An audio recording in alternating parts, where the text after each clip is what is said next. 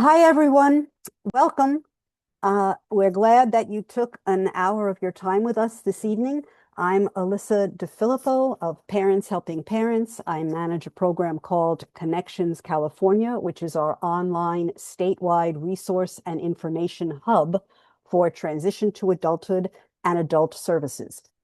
So if you're interested in finding out about high quality individual transition plans to prepare students for real life success, you, boy, have come to the right place. Because if you don't know the High Quality IEPs Project, you're going to come away this evening wanting to explore their website again and again and again. This evening, we have the Executive Director of High Quality IEPs, Heather DiFede, joining us. And Heather has spanning 3 decades. Heather has dedicated her professional life to making a lasting difference for students with disabilities. And prior to joining the High Quality IEPs Project, Heather served as a SELPA director for over a decade and then as a former chair of the SELPA Administrators of California, ensuring that her influence reached far beyond her local role. Her work consistently balances compliance with the compassion needed to ensure systems serve students effectively. And joining Heather this evening is Jennifer Yales, an executive consultant for high quality IEPs. And Jennifer firmly believes that all students can learn, and her passion for this belief and a strong sense of responsibility drives Dr. Yales in her advocacy to facilitate learning for all students. She's a lifelong learner herself with over 20 years of experience as a special education professional, including time as a SELPA director as well, and as a parent of a son with autism. Dr. Yales is committed to both professionally and personally providing equitable education for all students. So I'd like to turn this over to, I believe, Heather at this point. I thank you all for coming. I thank Beatrice for being here. And here we go.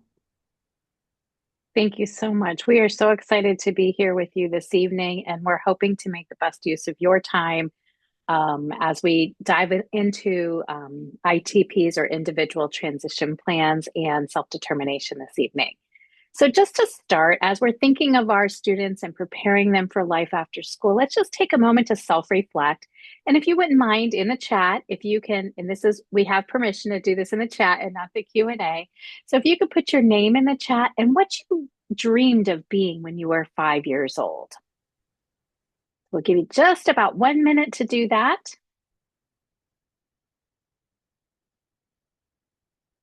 Ooh, ballet dancer. Teachers, pediatricians, ballet dancers, doctors, cashier, veterinarian, a doctor, teacher. Wow, marine biologist, actress. A lot of veterinarians, a lot of helpers in the community with teachers.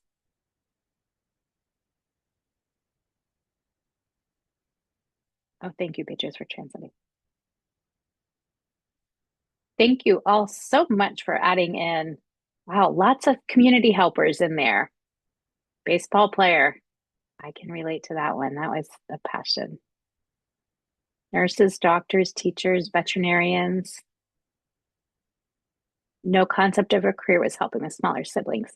So what the reason we kind of bring this forward is that as your children or our students in the school system are thinking through their education, they may be, as one person said, have no concept of a career, or they may be very passionate about what they want to do, even at an early age throughout their educational career. And as educators, our responsibility is to help support them in achieving their goals. And specifically for students with disabilities, we do this through that individual transition plan. So we're going to dive a little bit into that and be thinking of our children and our students as we engage in this time together tonight. So as was introduced, we are the High Quality IEPs Project. We are funded by the California Department of Education and the California Collaborative for Educational Excellence. So all of our materials and resources are free to anyone, and because we are grant funded. So a few years ago, East County SELPA, when I was in that role as a SELPA director, along with Northwest SELPA, which is up in the Santa Clara area, R2SELP has applied for this grant and received it to support the entire state. And so I'm Heather DiFede, as was shared. Leo Mapagu is a SELPA director in Northwest SELPA, and he is also part of our team. And we have Jennifer Yales, who is with us this evening, and also Noreen Rodriguez-Lippincott and Hinda Nadif are also members of our team. So you can see we're a small team, and hopefully you can see some value in the resources we hope to share with you all tonight. So, as we have really embarked on our work around the IEP process, we have realized we set out with a vision of before, during, and after the IEP. So our resources are really broken down into that. And as we met with our local Family Empowerment Center here in the San Diego area, they really gave us insight into adding in that place to begin.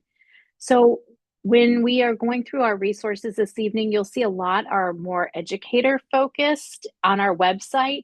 This is the year of the parent, so we do recognize and strongly support parents. Our parent toolkit is under development right now, so you will see that in the near future on our website. And our student resources and our student IEP toolkit will be out next year.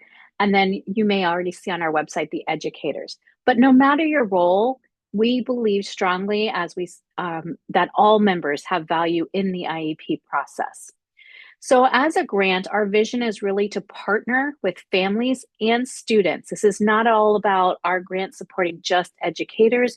We feel strongly in partnering with families and students, and we want to create a sense of belonging throughout all of the IEP team members and really encourage and support and foster that meaningful participation so that our students can achieve educational benefit. So as we're gathered tonight, we are really going to be focusing on the purpose and the importance of the ITP. We know that next week's training will take you more in depth into the individual transition plan, but we're going to kind of introduce the concept and the role of self-determination theory and how we can help teach those skills, whether within the home setting, and how you can support self-determination within your child. Alrighty, so let's begin. Our first thing we're going to talk about with the ITP. So the individual transition plan is required under the federal law or IDEA, Individuals with Disabilities Education Act. So it requires that there are certain things that happen to help support students as they're transitioning into post-secondary avenues. So in the federal law, it is required that this plan or individual transition plan be in effect at age 16 or earlier if the IEP team determines. What has happened recently in California is that there has been a bill that has been passed and it has shifted that timeline. So it's a little younger than age 16 as it is in the federal law. It's required that the IEP team consider whether or not an ITP is needed as they're transitioning to high school. If it's not needed at that time, they still have to develop one by age 16. But it just is a pause point for the IEP team to reflect and determine if transition planning is needed earlier for a student.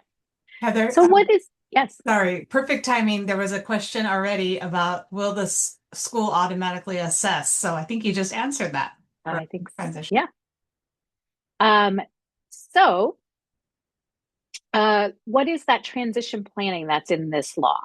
And it's planning, it's referring to that process of preparing our students thinking about their time after high school. So it's going to begin with that end in mind, their time after they leave the high school setting. So it's that pathway to graduation, and it's really focusing on the education and or training that a student is going to participate in after they leave high school, their employment, and if appropriate, independent living. So as we're thinking through our children and thinking through their time after high school, we are really thinking this is really important because we're helping partner with our children and our students in the school setting to help them shape their future. So no matter if they want to be a ballet dancer, an actress, a veterinarian, or a teacher, or baseball player, we're partnering with the student or your child so that they can help shape their future. We know that the time that they have within the school setting is a safer place to practice a lot of the skills we're going to talk about tonight. And it gives them the tools and years of practice in a safer setting before they leave and go on to their post-secondary outcomes. So we're really hoping to teach these skills and reinforce them along the way through their education experience and through the IEP process so that they can lead their lives as they anticipate after they leave the school setting.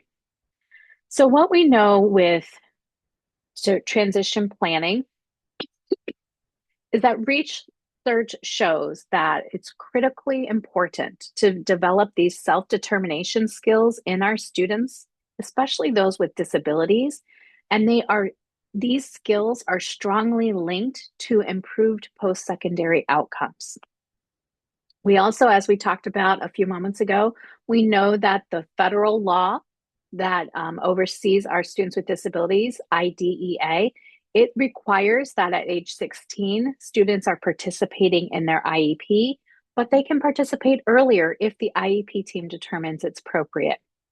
And finally, we know that students with disabilities, like their peers without disabilities, they need support in developing these skills. We can't send a student out after graduation and say, hey, you should know these skills by osmosis. We really need to be explicitly teaching these skills along the way.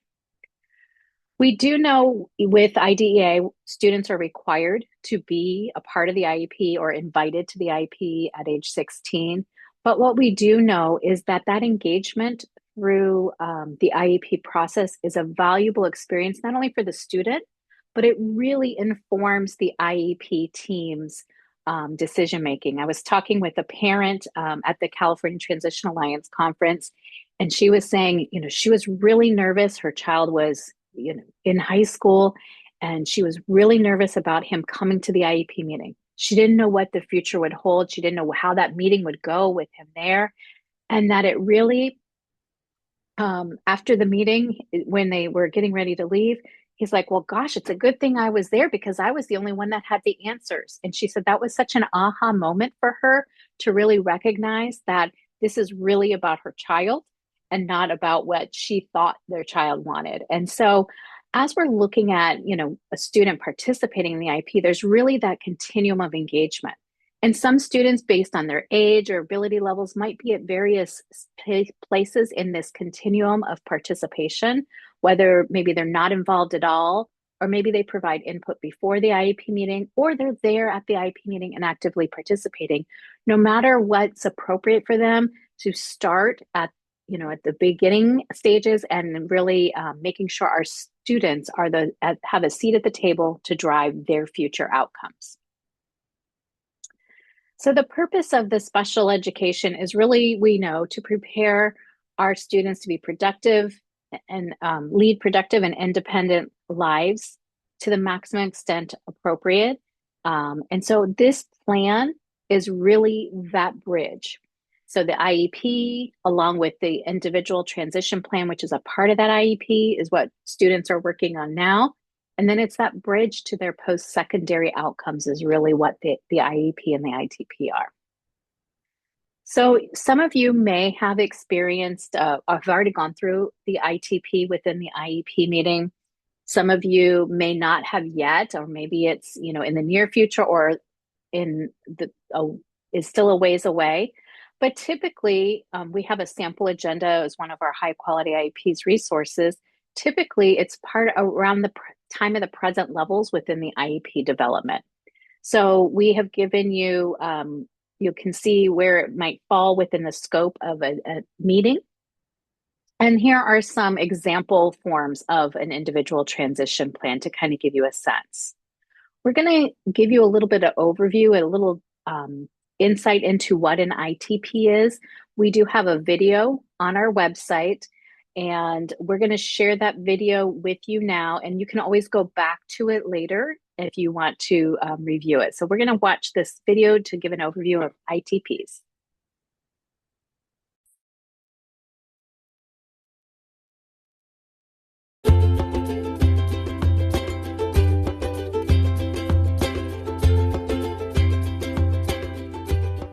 This video explores a crucial part of the IEP process, the Individual Transition Plan, or ITP, which prepares students for life after they graduate high school.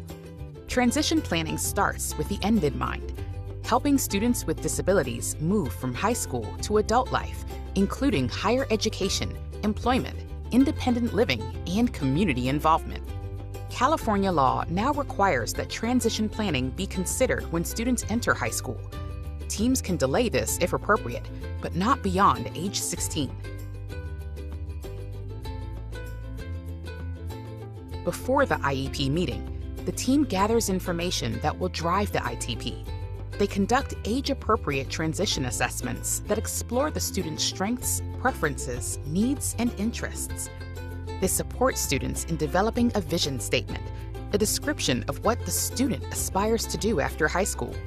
And they review transcripts, courses of study, and graduation requirements to ensure alignment with post-secondary goals.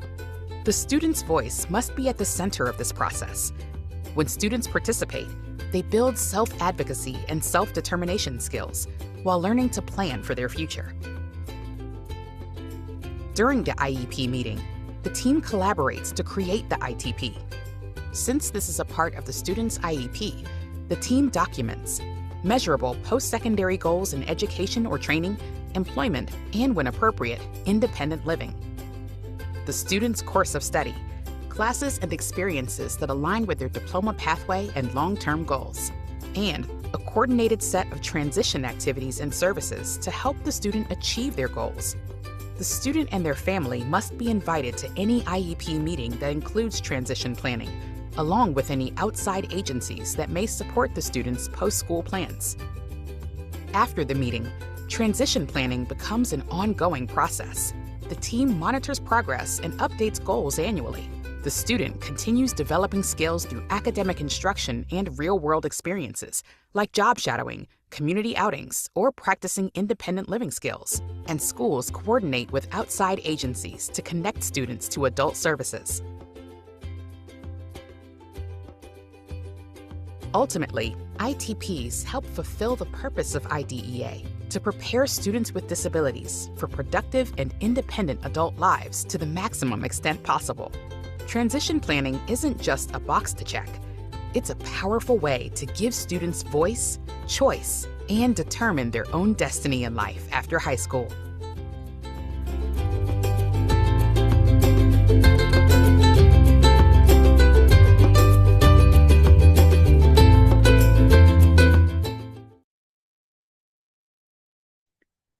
So that's an overview in one of our videos on our website of the ITP process. Again, we've connected with California Transition Alliance, who will go way more in depth next week with you all. But as we talked earlier about our resources being before, during, and after the IEP, there are pieces of the ITP that occur before, during, and after the IEP.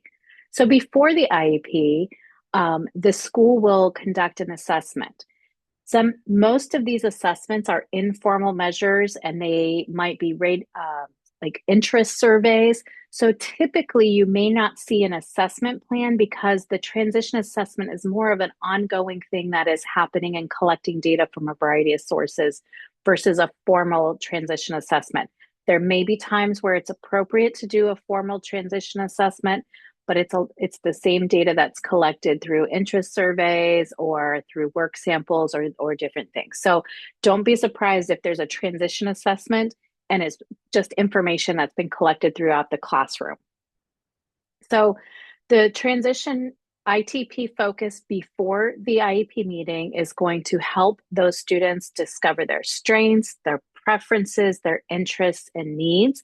And it really helps the student kind of get a clearer vision of themselves. Some people had ideas already when they were 5, and some of us are still trying to figure out what we're going to do, right? So this is really helping the student to prepare so that the IEP can support them. During the IEP, we have some resources also, and during the IEP, as we shared on that agenda for the IEP, during the IEP, any assessment results would be reviewed. The IEP team will be developing post-secondary transition goals and activities, and determining a course of study. And in some of your presentations, you may have heard about the alternative pathway to a diploma.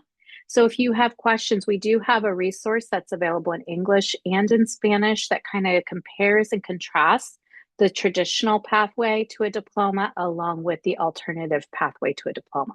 Those are some decisions that are going to be made during that IEP meeting. After the IEP meeting, the school really needs to be monitoring those post-secondary goals and activities and making sure that you as a parent are receiving that report of progress in a timely manner. So they need to make sure everything's being implemented and that progress is being monitored along the way. So I briefly covered a few of our resources, but you can find many more on our website. And as I shared, the parent toolkit will be out in later in maybe June. So as we're building this ITP, we have really leaned into self-determination theory. So don't want to confuse this with self-determination program under regional center. That is different.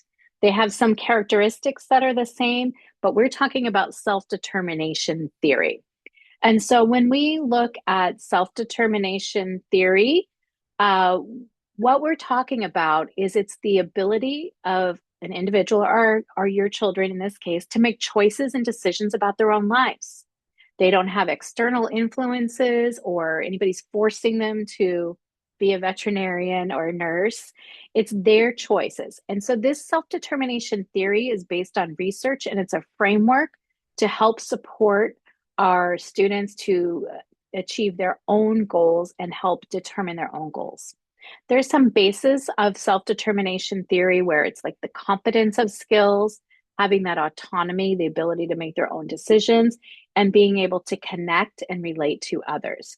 So that's about as deep as we're going to get into self-determination theory. But we want to let you know that this is really important because it gives our students the confidence and the skills to make the choices they need for their life and to advocate for themselves and take ownership over their own learning. So we really are focusing a lot of our work and resources. And so as the video shared, we are starting with that end in mind of supporting our students to have self-determination skills. And what we have done is, in order to support students across the state, last year we created a student-centered design team, which was really building student-centered activities that focus on student self-determination and their participation in the IEP meeting. So we have worked statewide, and as you can see on the next slide, we had a variety of special educators from across the state of California that contributed to this work. And as many of them shared in participating in this student-centered design team, we made sure we had a variety of individuals from all over the state. And they said participating in this project gave them more confidence in their teaching and how to differentiate and pushing them out of their own bubbles and how to teach students to be able to self-advocate. It was, you can read the quotes, but it was a realization that sometimes our teachers weren't realizing that how fundamental making choices is for our individual students. So on our next slide, we have a brief video of one of the teachers that was a part of the student-centered design team sharing a little bit. The nice thing about the student-centered design team is it's taught me to ask questions that I wouldn't have asked previously.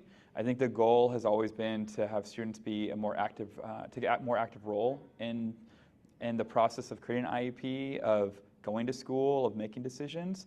And while we all strive for that, we don't really have tools to make that a reality. And so being part of this program has helped me figure out the best way to bring some autonomy to the process so that students feel like they're empowered to make decisions for themselves. The nice thing. Okay.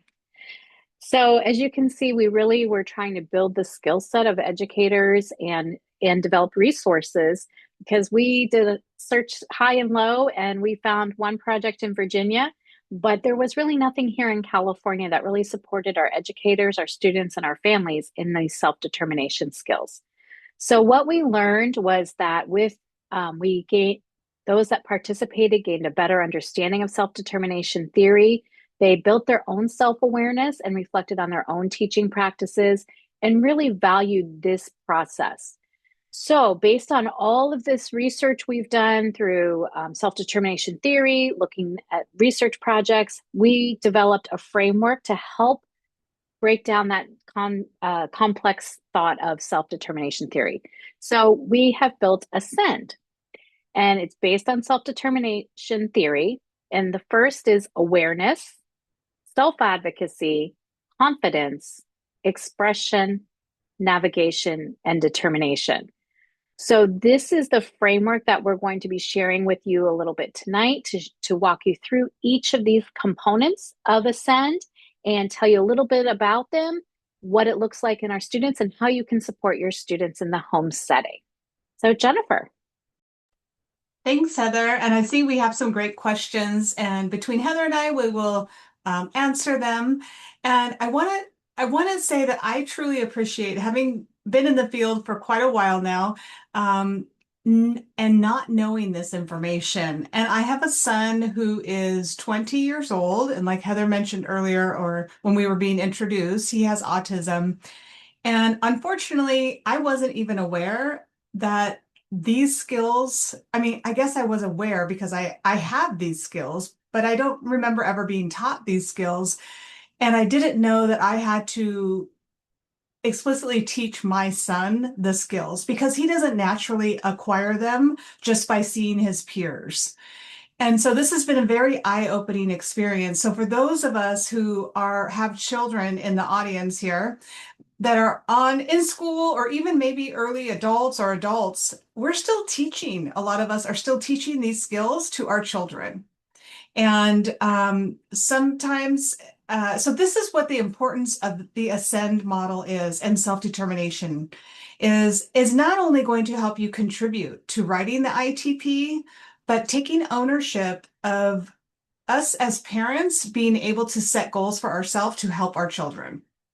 So let's talk about what that looks like. So in order to, and this is what the teachers said as well, when we were learning, when we were doing the student-centered design team, is they themselves, the teachers, weren't aware explicitly of what these skills were. And so we needed to learn the skills in order to teach, right, our students. So the first skill for the A for awareness is for self-awareness. And this means to understand who we are, what we feel, and why we do the things we do. It's like having a mirror inside of our minds to help us see more clearly and why we take certain actions and do certain things.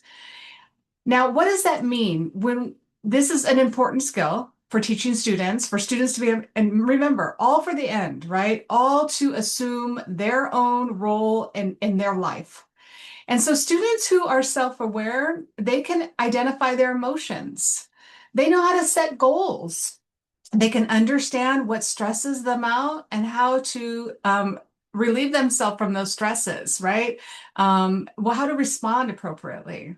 And then they also reflect on their strengths and their challenges. So these are what we are aspiring for students to collect, because we know that this is what's best and healthiest for them. So how, as parents and families, can we support building self-awareness at home? Well, we can help our children name and understand their emotions. And I'm sure you're probably already doing a lot of these things, but this is what it's called. And sometimes just naming, what it's called.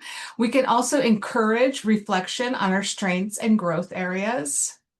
We can notice when our students, our children are becoming stressed, and then we can help them to cope with it, right? Take your breathing exercises. I noticed your body is getting tense.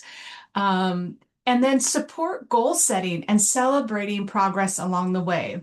I know for my son, and I'm sorry, I'm going to use him a lot. Just this last week, as I was preparing this, I was like, I need to reframe. My son does folklorico dancing. And so practicing every day, that's a hard thing to acquire, right? That's a hard habit to make. So I tell him, we look at the clock and what is 30 minutes? And so every day his goal is to practice for 30 minutes. I never thought about framing it that way. I just kept telling him, go practice, but we're learning to set goals. And then how is this going to help in the IEP? Well, in school, as we're supporting it at home, students can start identifying what they need help with, right? And what's hard for them, and tell the IEP team, or tell his teacher or her teacher, recognize their personal strengths.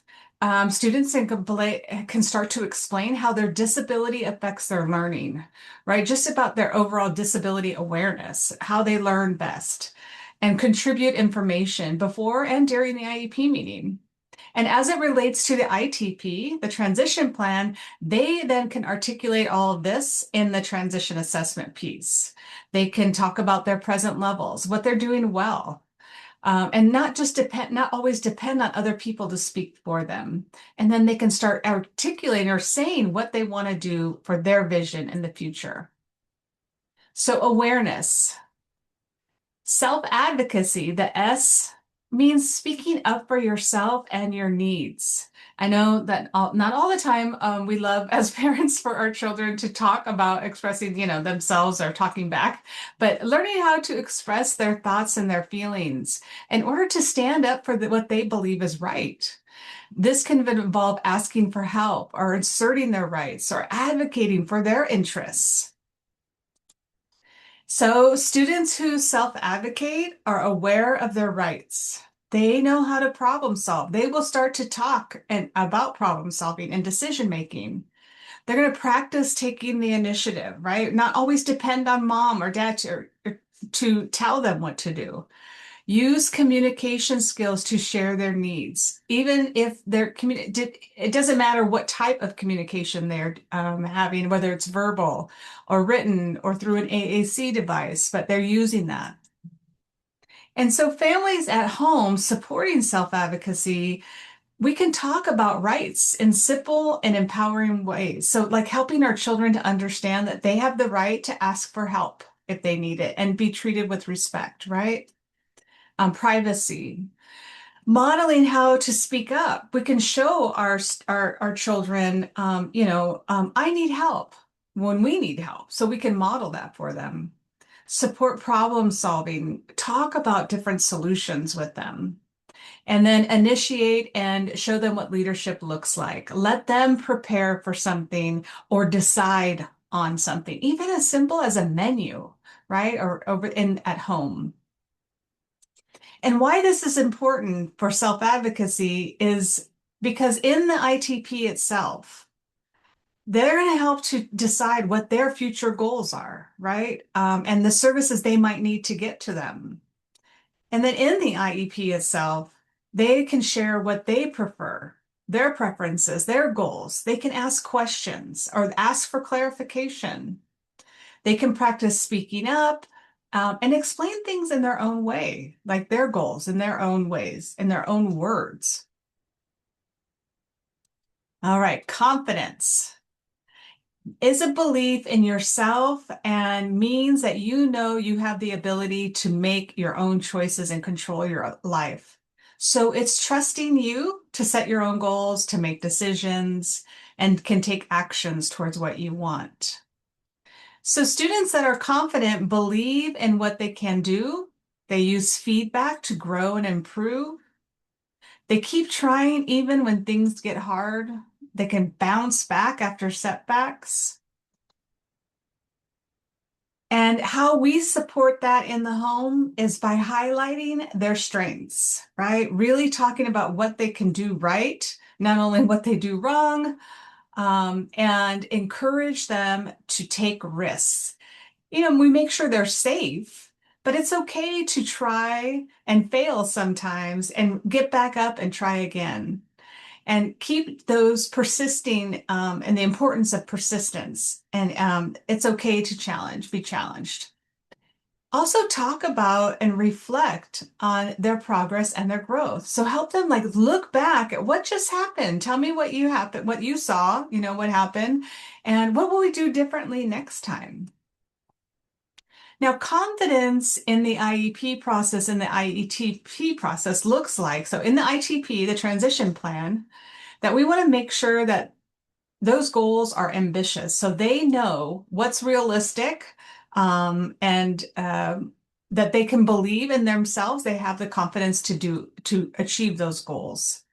And that over time is when you achieve them. You don't automatically become an actress or a teacher. You build up to that, right? And what courses and classes they need to take in order to get that, to get to where they want to go. And in the IEP, when they're more confident, they can participate more willingly. And we see that a lot with students. They're too shy or intimidated to come even into the IEP meeting. But when they are more confident, they'll share their ideas, even when they're unsure, and they're going to try that, right? Students reflect on their progress. They know what worked, what didn't work, and they can even co-lead the IEP, and take certain parts, be the leader of certain parts of the IEP. The next letter is for expression. And it shows up through words, actions, creativity. Expression is about being able to share who you are, your thoughts, your feelings, and your personality with others. And some children do that through art and music and writing or the way they dress, but having their own ability to express themselves. And so students who are expressive, you can see this, they can show their interests and their personality and their preferences. They use their words and actions and visuals or tools to communicate. They share their ideas and opinions and change how they communicate depending on where they are and who they are with. So when we teach expression, we teach them that, with your friends, you talk one way, and when we're with family, we talk another way, or actions.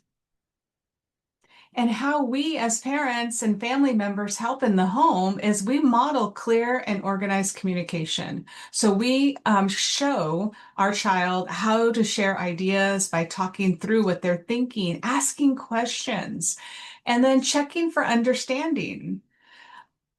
Encourage different ways to express ideas. So supporting our students using communication methods that work best for them. So we're not only talking about talking, right, our verbal language, but writing and drawing and visuals or technology such as the augmentative communication devices.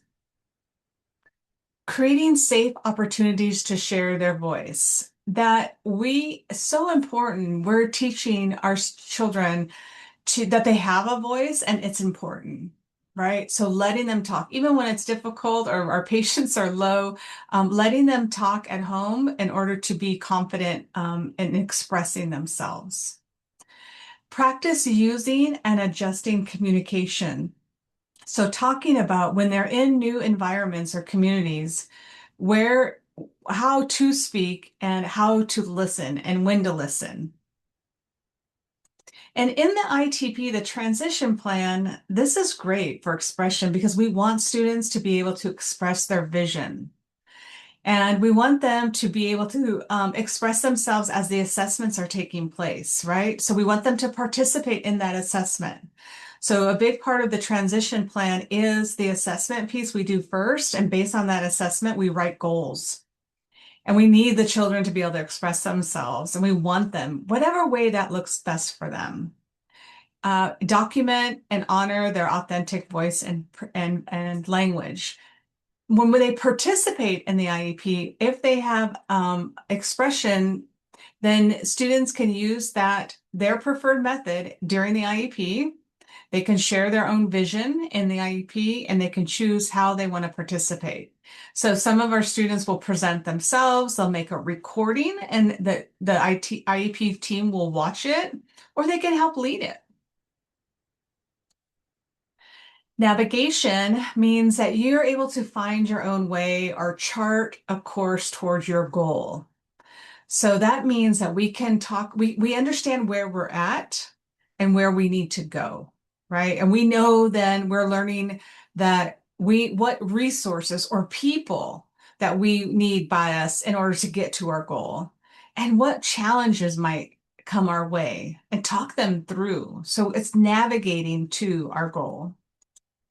Now, students who are navigators, they recognize that they need goals and they're what steps they need to get there. They can make choices and decisions based on their own needs. Identify the supports and resources that are available to them, who to call, who can help them in certain situations, and they'll adjust their planning when challenges arise.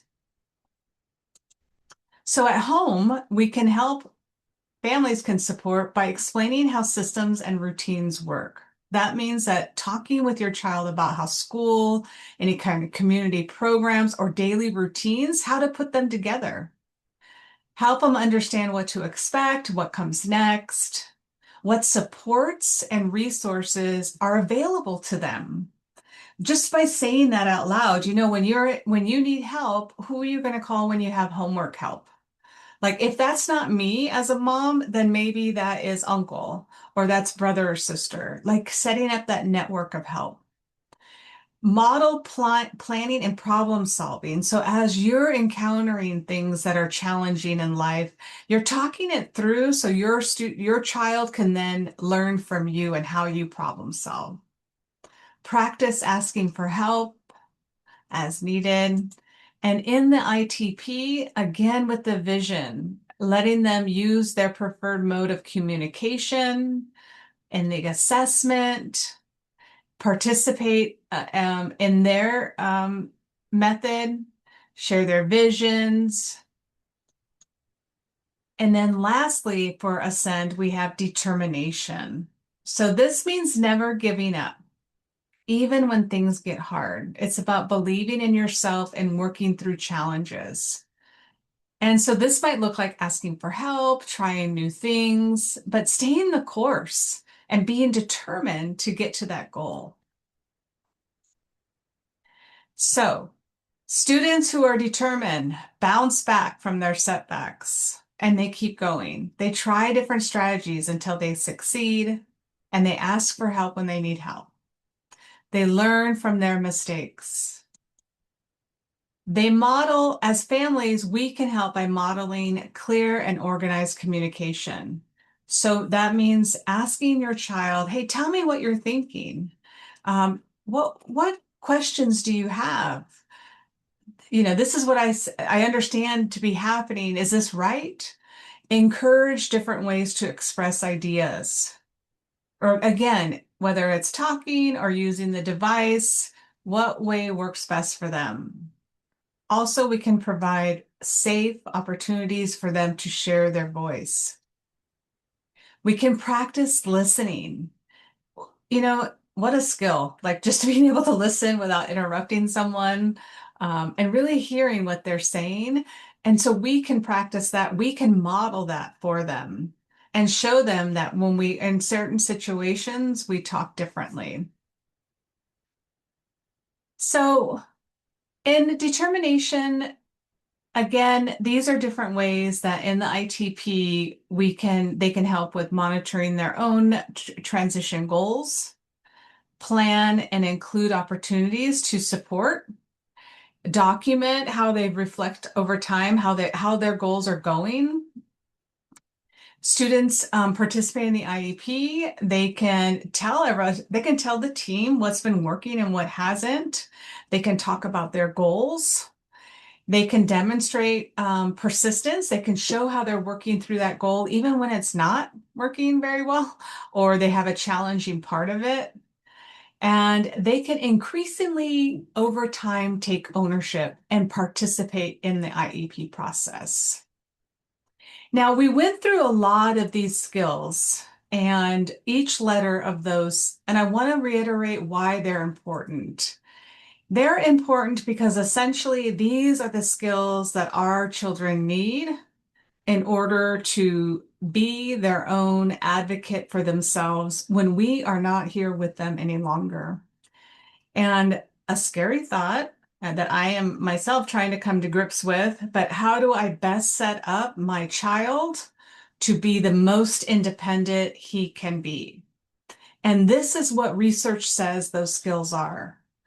This ascend, this awareness, this self-advocacy, expression, etc. So what can I do to help? And how this ties to the ITP is these are the skills we want to teach them, and we want the schools to teach as well. So we want to write these in the ITP IEP. We want these kind of activities to be in there because when they're done with school, we want them to have these skills to the best they can. And so you may say, okay, this is a lot of information. Where should I start? And I want to show you two resources we have. We have a ton of resources, but just to start with, how I might help is help our children to discover their strengths, their preferences, interests, and needs. So here on the screen, we have a family edition and a student edition. And you as a parent, if you're going to an IEP meeting, you may want to just start here by saying, what do I consider my child's strengths? What do they prefer? What might they need more help with? Helps us to start reflecting and thinking what skills my child has and what I want to help them build. And we should also, at any age, ask our students too, our children. So we have this form and it says, what strengths do I do well? Let them think about what they do well and how they like to learn and what they need help with. So this is called Building on My Strengths. And we have a family edition and a student edition. And we also have this it's called All About Me. And it's a safe way, very structured too. It's a Google slide template. And it allows the students to, with your help, or some students can do it by themselves. They're just templates that then allow the student to talk about who they are. So one slide will say, here's a picture of me. For the younger students, we have two, one for the younger students and one for the older students. And the younger students, they can say, here's my pets, here's my parents or my family. Here's what I like to do. And this allows them to start to build their own voice and share with others who they are. And then for the older students, it's the same thing, but it also talks more into what kind of sports or what kind of classes I take, what I want to do in the future in my job, just at different levels, right? Ability levels. So these are two, the Building on My Strengths and these All About Me slide decks are great. And I even see one of the questions in there, what is my sixth grader? What could they do?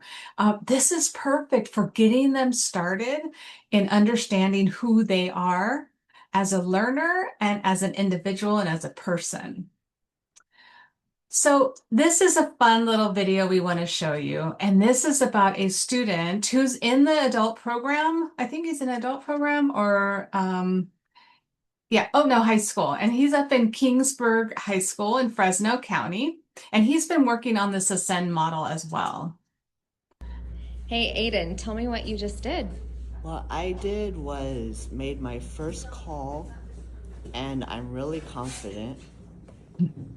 What was the call for? The call was for my Really college, and that was my first call I made on my own. Your mom usually calls for you? Yeah. How do you feel about that? I feel like my genius is a little too overwhelming. It's a little overwhelming, yeah. I'm really proud of you. That's really cool. So what's next? So what's next for me is college and then maybe a university. All right. Thank you for letting me videotape you. Hey, Aiden. Isn't that great? Now, Aiden made a phone call by himself. Some of us in the audience are going to be like, oh, is that a big deal? But that is huge. And not only, it doesn't even matter what the task is. Look at Aiden. Look how confident Aiden is.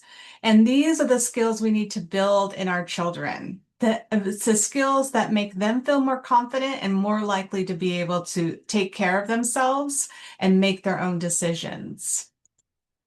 And Jen, as you've gone through those examples, I know we've talked about a lot of kids that are speaking or that are doing very high level things. What we did within the student-centered design team also focused on a variety of needs of students. So some of those that have limited communication skills, maybe like the pizza example, they were making their choice. They never got to make their choice. You want to share maybe that pizza example? Yes, one of our teachers has a student who always was using handover. So the para educators were always, helping him do everything. Never made a choice, just followed the person next to him, did whatever he's told. They did handover prompting with him. And so she did something as simple as choosing your toppings on a pizza. So first they did a fake pizza, with paper. Do you want, in the past, he would just take the mushrooms and the onions and anything people handed him and glue it on the paper. But she said, no, what do you like? And so made him taught him to teach what he likes by bringing in the different product too, like onion. Ooh, no. So after they finished the task and he learned about those preferences, they went and actually bought a pizza. He ordered what he wanted. He ate the food that he wanted. He didn't order it verbally. He ordered it on a device, but he then ate the food he was given versus not be a participant in it. So it's as simple as taking care of nutrition, right? Taking care of ourselves and understanding what we like and don't like. All right. So if you would like to be a part of our listserv and learn more about what the High Quality IEPs project is up to, we encourage you to join our listserv. And this is going to be super important because as we do have currently parent resources available, but we are going to have so many more parent resources. And in fact, parent resources on Ascend that we talked about today and that ITP process. So join our listserv. And also, you can follow us on social media. We do have a very small but mighty presence on social media. So we're on Instagram and Facebook and LinkedIn. So we'll leave that up, but we are very thankful for the opportunity to really set the foundation for those transition plans you're going to learn more about next week. And I hope you keep in mind this Ascend framework that we talked about in self-determination, because with that framing, you're going to be able to contribute or write goals that are going to benefit your children as you move through the IEP process.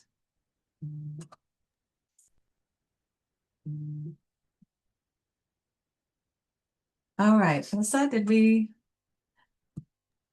get all the questions? And Yeah, amazingly enough, yes, I thank you for both being here, but there will be more questions coming in, I am sure. But I just want to direct everyone's attention to the chat where I have put up those links to the evaluation that I promised. If you could just click on that, 4 very quick questions. If you could fill that out while we continue discussing some questions, we'd really, really appreciate it.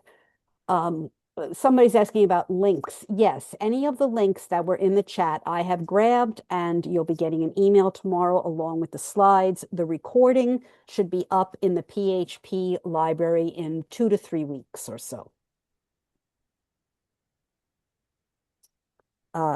I actually have a question for Heather and Jennifer. You highlighted a couple of those resources, and I know that you have a bunch more parent resources already on your site, and we can't wait for the parent toolkit.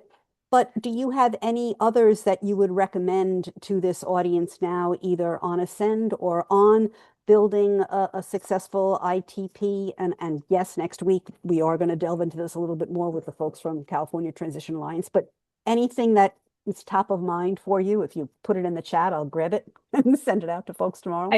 I think the page that I shared is a great first start of our resources for families, but we did show the video on the ITP, and I think Jennifer has the main page. If you scroll to the bottom of our main page, there's a variety of videos that cover different topics of the IEP process. So that might be a great tool for anyone learning more about the IEP process. And then Jen, I think you were going to take them to the family section before the IEP, which is the link I put in the chat, to show the resources that are available, even though our toolkits aren't ready.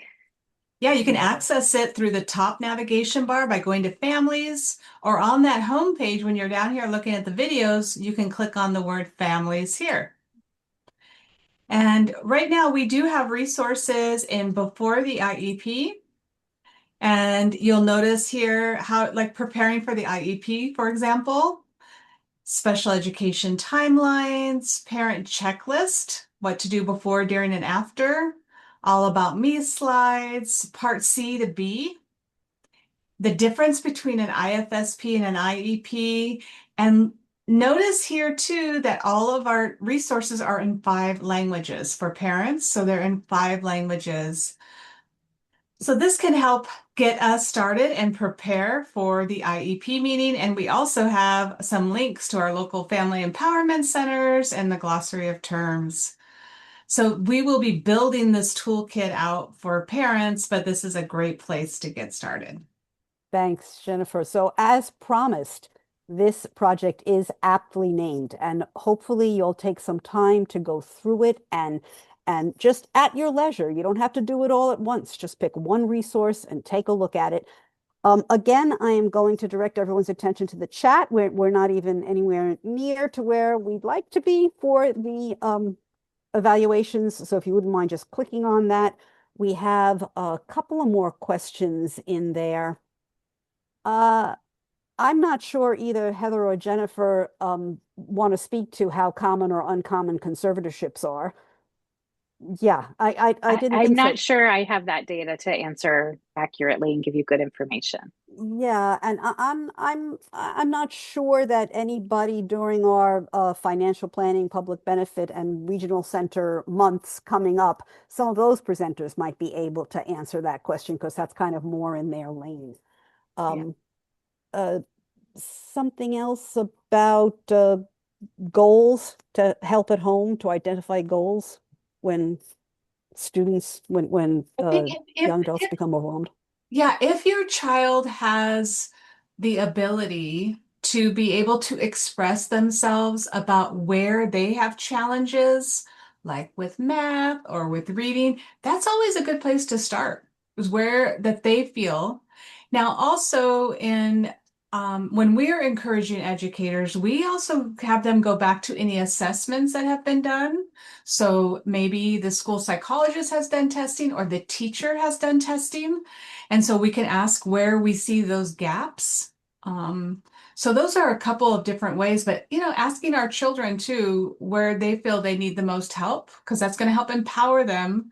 And then also some assessment information. And the building on my strengths for students might be an easy place to start. And just keep it simple. What things help me? What would, like if one class they're very successful, and what is the teacher doing? What's this class setup that's helping you? And then how can we replicate that in other areas? That might be a good first step.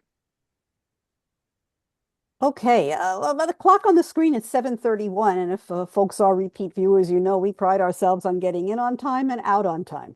So I would very much like to thank both Heather and Jennifer taking their time and sharing all their efforts to create such a rich website and all these very valuable resources for us.